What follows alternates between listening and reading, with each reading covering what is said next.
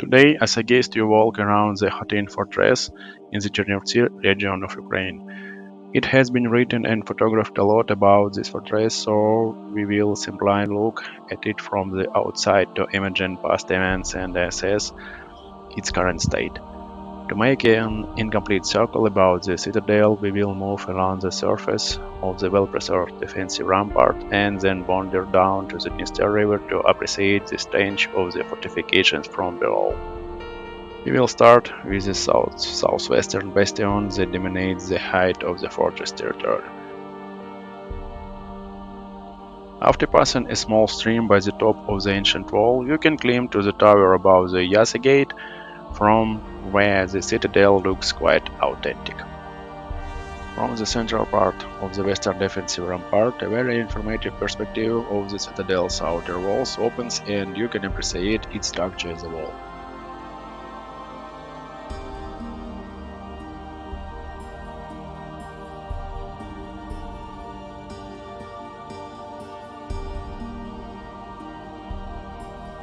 Attention is drawn to a wet spot that has existed for many years and is increasingly destroying the original stonework of the wall. It can be assumed that this is the activity of underground waters.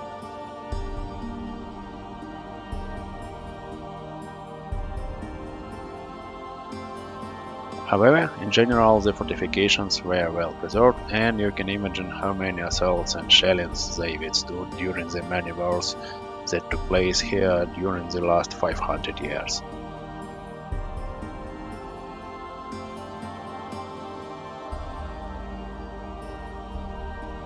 On these walls, you can see some artifacts remained from a row of hard battles.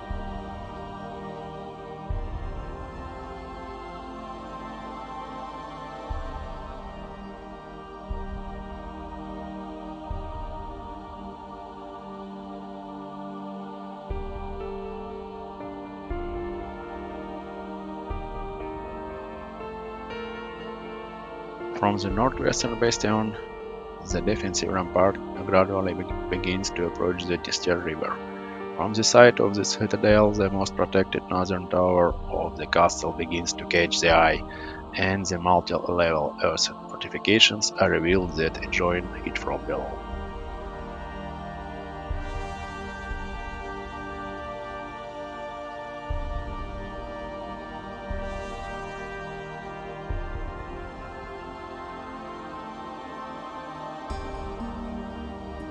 From the most powerful northeastern bastion, there is a beautiful view of the Dniester River and how the fortress dominates it. Here it becomes clear that the fortress was founded in the 1375 precisely for complete control over the strategically important crossing of this river. These massive walls were impregnable, and a fairly long distance part of the river could be seen from it while it was an extremely important international transport artery.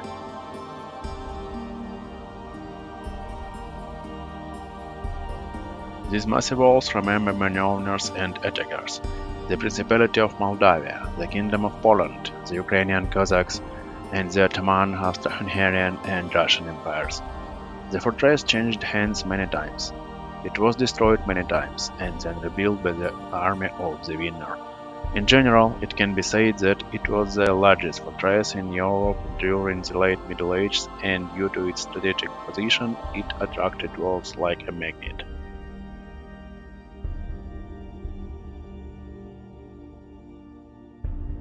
The loopholes of the North Tower directly overhang the narrow ancient trade road that rises from the crossing uphill.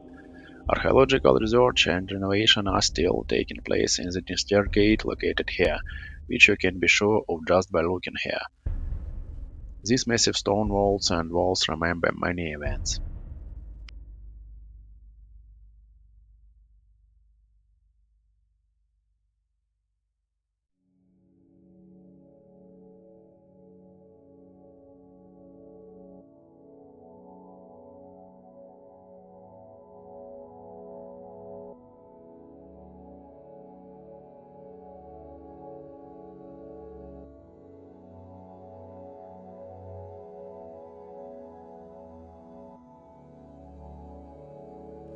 The citadel looks most amazing from the side of the river, where it blocks the sky if you stand at its foot.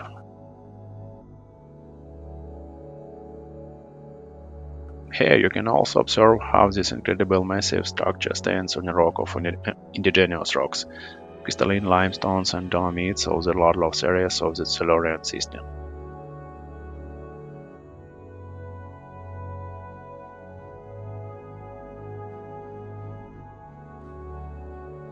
Right now, there is an opportunity to move further towards the river to appreciate the full panorama of the citadel from this direction. This option is not so typical because the river level is very low. It has always been this way, but in the 1980s the area was partially flooded due to the construction of the large Dniester hydroelectric power plant 70 miles downstream. At the same time, this year's extreme drought and the extensive work of hydroelectric power plants to compensate for the electricity shortage have effectively emptied the artificial reservoir. And now, standing on the bank of the river, you can see the fortress as it was seen by transit travelers and invaders many centuries ago.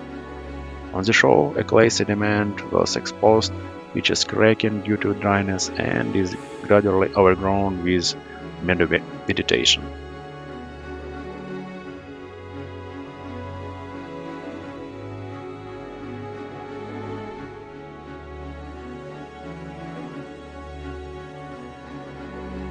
A little farther, massive rocks rise above the river bank.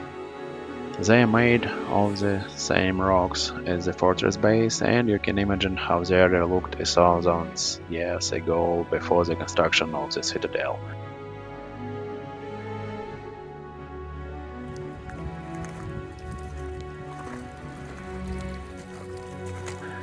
These rocks seem completely monolithic until you see a stream of cold spring water flowing from it.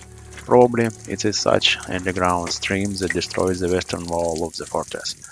On the other hand, the presence of spring water in the deep dungeons of the castle ensures their impressive autonomy and helps them withstand many long sieges.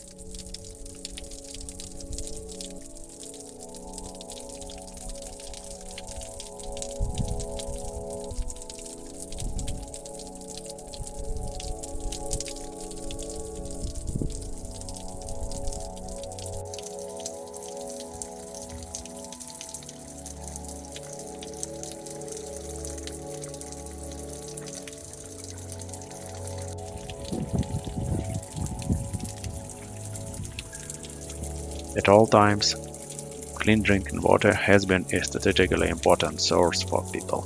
But now, looking at the cracked banks of the Dniester, I understand that this is where our problems begin.